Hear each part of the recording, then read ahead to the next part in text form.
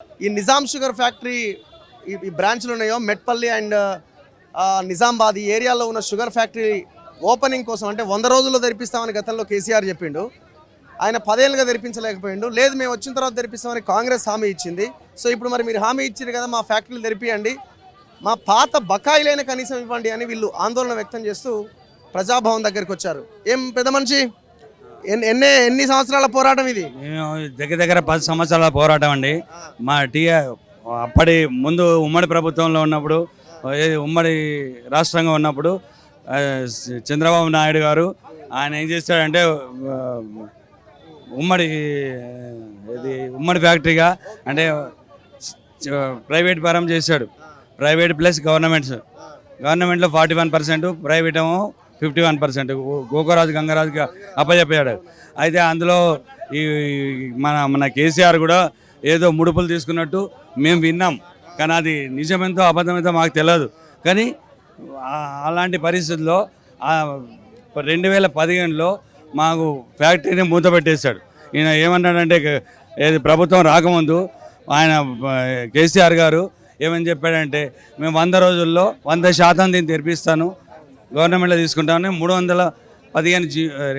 219 ఏదో GO pass చేశాడు. ఆ పాస్ చేసినాక ఈ గోకరాజు గంగరాజు ఏం చేశాడంటే ఆయన ఎలా జీవో పాస్ చేశాడు కదా, ఆయన తీసుకుంటాడు కదా, మాకెందుకు ఇది రిస్క్ అని చెప్పి ప్రైవేట్ వాళ్ళు ఎలాగో నష్టపోవడం ఎందుకని ఆయన ఇద్దరు కలిసి మొత్తం మీద లే ఆఫ్ చేసేసారు. 2015 డిసెంబర్ లే ఆఫ్ చేశారు. ఆ లే ఆఫ్ లెక్క ప్రకారం లే ఆఫ్ మీకు ఎంత జీతం రావాలి సార్? అన్ని చరిత్ర ఉన్నది. అది 8 సంవత్సరాల జీతాలు రావాలి సార్. 8 ఏళ్ళ జీతం, 8 ఏళ్ళ జీతాలు రావాలి. ఇప్పుడు మేము రోడ్డున పడ్డాము. ఏ వృత్తి ఏదో ఒకటి చేసుకొని బతుకుతున్నాం. ఏ బ్రాంచ్ మీది? మెదక్ యూనిట్. నా పేరు నరహరి. నేను ఇప్పుడు ఇక్కడ హైదరాబాద్లో ఆటో నడుపుకొని బతుకుతున్నా. ఎంత జీతంతో అందులో నుంచి బయటకు వచ్చి? అందులో 19,500 ఫుల్ గ్రాస్ సార్లే. అప్పుడు మేము అది బంద్ చేసే టైంకి అయితే మొత్తం మీద ఇప్పటివరకు మా రిటైర్మెంట్ ఇప్పటి వరకు ఉంటే నియర్లీ 25-30 వేలు అవుతుండే అని మా ఆశ. కానీ అది వీళ్ళు తెరిపిస్తారట. ఇప్పుడు తెరిపిస్తామని చెప్పి అసెంబ్లీ సాక్షిగా చెప్పాడు ఈయన కూడా. ఎవరు? మన సీఎం గారు, ఇప్పుడున్న సీఎం గారు. మరి తెరిపిస్తాడా తెరిపియాడా? మేమైతే మెమోరాండం సమర్పించాం. ఇప్పుడు అక్కడ ఎవరు లేరు, సీఎం లేడు, డిప్యూటీ సీఎం లేడు, ఎవరు లేరు. ఎలక్షన్లకు వచ్చినప్పుడు ఏం చెప్పారు? ఎలక్షన్లకు మీ దగ్గరికి వచ్చినప్పుడు తెరిపిస్తామని చెప్పారు. ఇప్పుడు తెరిపిస్తామని చెప్పి ఇప్పుడు మా మెదక్ యూనిట్లోనేమో మైనంపల్లి రోహిత్ గారు గెలిచారు, రోహిత్ రావు. ప్లస్ అక్కడ ఏది పోతంలో సుదర్శన్ రెడ్డి గెలిచారు. ఇప్పుడు ఇద్దరు కాంగ్రెస్ సీట్లే గెలిచినాయి.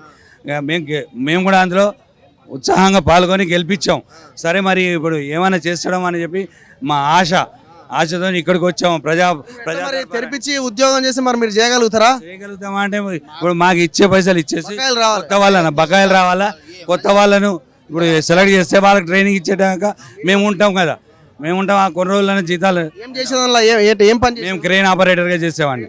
క్రెయిన్ ఆపరేటర్, షుగర్ క్రెయిన్ తీసి లోపలికి వెళ్తే ఎవరున్నారు? లోపల ఎవరు ఖాళీ అధికారులు ఉన్నారు, వాళ్ళు తీసుకున్నారు. ఖాళీ మెమోరాండం తీసుకొని మేము ఇది మీకు మెసేజ్ వస్తుంది, మీ ఫోన్ నెంబర్ తీసుకున్నాం అంతే. ఇప్పుడు మరి అది ఉంటుందా, పుట్ట దాఖలు చేస్తారా మాకు తెలియదు. కానీ ఇంతకుముందు అయితే అలాగే జరిగింది. 10 ఏళ్ళు పుట్ట దాఖలు అయినాయి. మేము ఇక అప్పుడు ఉన్నప్పుడు ఇక్కడ కంచె ఇంత పెద్దగా ఉండేది. మేము అప్పుడు కూడా ఇక్కడికి వచ్చాం. వస్తే అక్కడే అలర్ట్ చేసి అవకాశం లేదు. ఇప్పుడు లోపలికి వచ్చి బాధలు చెప్పుకోవడానికి అవకాశం ఇస్తున్నారు. అది సంతోషపడుతున్నాం. కానీ ఏదో ఒక విధంగా మా తెరిపించేసి మా జీతాలు మాకు ఇప్పించేసి ఈ ఫ్యాక్టరీని తెరిపిస్తే అదే మాకు ధన్యవాదాలు ఈ సీఎం గారికి. అది మీరేం పని చేసేది అందులో? Chemical operator. మీకు ఎంత రావాలి శాలరీ? అదే పని చేసిన జీతం ఎంత రావాలా?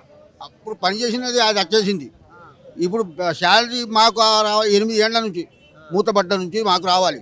అదే బోధన్ ఫ్యాక్టరీ వీళ్ళకి మాది అంతా 2015 నుండి మాకు సాలరీ రావాలి సార్. నేను మెట్టిపల్లి షుగర్ ఫ్యాక్టరీలో నేను టర్బైన్ ఆపరేటర్గా పనిచేసిన మెట్టిపల్లి షుగర్ ఫ్యాక్టరీలో టర్బైన్ ఆపరేటర్గా పనిచేసిండు కేసీఆర్ 100 రోజులలో నిజాం షుగర్ ఫ్యాక్టరీ ఓపెన్ చేస్తానన్నాడు. నిజాం షుగర్ ఫ్యాక్టరీ బంద్ చేసి పడేసిండు 18 నెలలకే. మాకు 8 సంవత్సరాల నుండి జీతాలు రావాలి, ఆ జీతాలు కూడా ఇవ్వలేదు. ఇప్పుడు రేవంత్ రెడ్డి దగ్గరకు వచ్చినాం, మొన్న గెలిచినప్పుడు అసెంబ్లీలో మాట్లాడింది కదా సార్, నిజాం షుగర్ను రీఓపెన్ చేస్తామని జీవన్ రెడ్డి అడిగిన దానికి చెప్పారు కదా. అయితే అందుకే ఒకసారి మళ్ళీ అప్లికేషన్ పెట్టుకుందామని మా నిజాం షుగర్ కార్మికులము మెట్టిపల్లి బోధన్ మెదక్ వాళ్ళు అందరం వచ్చి అప్లికేషన్ వార్త ట్రైడెంట్ కంపెనీకి ఒకటికి అమ్మేస్తున్నారని గంగరాజు 2002లో చంద్రబాబు నాయుడు జాయింట్ వెంచర్గా ఈ గంగరాజుకి ఇచ్చిండ్రు అన్నట్టు. 49% ఏమో గవర్నమెంట్ షేరు, 51% ఏమో గంగరాజు షేరు. ఇక ఆయన ఫ్యాక్టరీని నడిపించి ఒకటేసారి 2015లో రాత్రి 12 గంటలకు బోర్డు మన గేటుకు లేఆఫ్ బోర్డు పెట్టేసిండు సార్. పెట్టేసిగా మా ఫ్యాక్టరీ ఎంప్లాయీస్ అందరం అధోగతి అయిపోయినాం. కూడు లేక గుడ్డ లేక ఏదో అక్కడో ఇక్కడో పని చేసుకొని బతుకుతున్నాం సార్. ఇక మీరు ఏమంటున్నా, మీ బకాయిలు అడుగుతున్నారా, దాన్ని ఓపెన్ కావాలి, మా ఫ్యాక్టరీ రీఓపెన్ చేపియాలి అని రేవంత్ రెడ్డి దగ్గరికి వచ్చి అడుగుదామని అనుకుంటే లేరు సారు. మా మేడంకు పోయి మనం అప్లికేషన్ ఇచ్చినాం, వాళ్ళు మీకు సెల్కు మెసేజ్ వస్తుందని చెప్పింది సార్. మీరు ఫస్ట్ టైం రావడం ఈ ఇష్యూ మీద? ఫస్ట్ టైం సార్, ఇప్పుడు రావడం ఫస్ట్ టైమే. మరి సమస్య పరిష్కారం అయ్యేటట్టు ఉన్నదా ఇది? ఎందుకంటే దశాబ్దాలుగా నడుస్తున్నాయి కదా, దాదాపు 10 ఏళ్ళుగా. ఇంకోసారి ఎందుకు వచ్చినామంటే మన గౌరవ ముఖ్యమంత్రి, ఇప్పుడున్న ముఖ్యమంత్రి రేవంత్ రెడ్డి గారు అసెంబ్లీ సాక్షిగా చెప్పడం జరిగింది. ఎందుకంటే నిజాం షుగర్స్ ఫ్యాక్టరీని తెరిపిస్తాం, నడిపిస్తామని చెప్పారు. దానికి శుభపరిణామం మేము ఆహ్వానిస్తున్నాం. సూచిపోకు ధన్యవాదాలు. దాంతోపాటు మాకు 8 సంవత్సరాల నుంచి వేతనాలు ఇవ్వాలండి. మాకు నడుస్తున్న ఫ్యాక్టరీ మూసేశారు 23/12/2015. అప్పటి నుంచి వేతనాలు లేకుండా మేము బాధపడుతున్నాం. కాబట్టి 10 ఏళ్లలో మేము సంఖ్యలు దిగినాయి అనుకుంటాం. ఎందుకంటే మేము నిర్బంధం రోడ్డు మీదకి వస్తే మాకు అరెస్ట్ చేసేవాళ్ళు. 10 సంవత్సరాల నుంచి వేదన పడ్డాం. ఇక్కడికి వస్తే అప్పుడు మాకు గోషంపల్లి పోలీస్ స్టేషన్ వేశారు. గోషంపల్లి పోలీస్ స్టేషన్ వేశారు. 2 సార్లు వచ్చినాం మేము. మాకు ఇప్పుడు సంతోషం ఉంది, రేవంత్ రెడ్డి గారు పూర్తి నమ్మకం ఉంది. ఆ అన్న మాటని నిలబెట్టుకొని మా కార్మికులకు జీతాలు ఇచ్చి పునరుద్ధరించండి, మాకు ఉద్యోగ భద్రత కల్పించండి, ఇంకా 1000 మందికి ఉపాధి కల్పించండి అని రిక్వెస్ట్ చేసేందుకు ఆర్జీ ఇచ్చామండి. ఏమైనా వచ్చి ఇచ్చారా మరి పేపర్ లాంటిది? ఏమి ఇవ్వలేదండి. అయితే అడిగాము, రిసిప్ట్ రిసిప్ట్ కాపీ అని ఇవ్వమంటే మేము ఏమి ఇవ్వము, ఆన్లైన్లో ఎక్కుతుంది, మీకు సెల్ నెంబర్కి వస్తుందని చెప్పారండి, మీ మెసేజ్ వస్తుందని చెప్పారు. ఆల్రెడీ ఓ ప్రైవేట్ వాడికి అప్పగించి ఉన్నారు కదా, దాన్ని గవర్నమెంట్ టేక్ ఓవర్ చేసే అవకాశాలు ఉన్నాయా? అంటే గవర్నమెంట్ ప్రభుత్వం తలుసుకుంటే ఇది ఒక పెద్ద లెక్క కదండి. అతను చెప్పాడు, గోకరాజన్ గారు మాకు అపాయింట్మెంట్ ఇవ్వట్లేదు అని చెప్పారు. అతను మాకు అపాయింట్మెంట్ ఇవ్వట్లేదు, మాకు కలిసి మాట్లాడుకుంటాం, 350 కోట్లు ఇచ్చేస్తాం, మేము వెళ్ళిపోతామని ఒక 5 సంవత్సరాల కింద చెప్పాడు. అతను 350 కోట్లు ఇస్తే 1000 కోట్ల ఫ్యాక్టరీలు ప్రభుత్వ పరం అవుతాయండి. మన ప్రజల ఆస్తి, అది ప్రభుత్వ ఆస్తి అవుతుందండి. ఇప్పుడు స్మాష్ అవుతున్నాయండి, స్క్రాప్ అవుతున్నాయండి ఫ్యాక్టరీలు. బోధన మెదక్ మెట్టిపల్లి 1000 కోట్ల రూపాయలు స్మాష్ అవుతున్నాయి, ఫ్యాక్టరీ స్క్రాప్ అయిపోతున్నాయి. అది ప్రజల ఆస్తిని, దాన్ని కాపాడే బాధ్యత గత ప్రభుత్వాన్ని ఉండేది.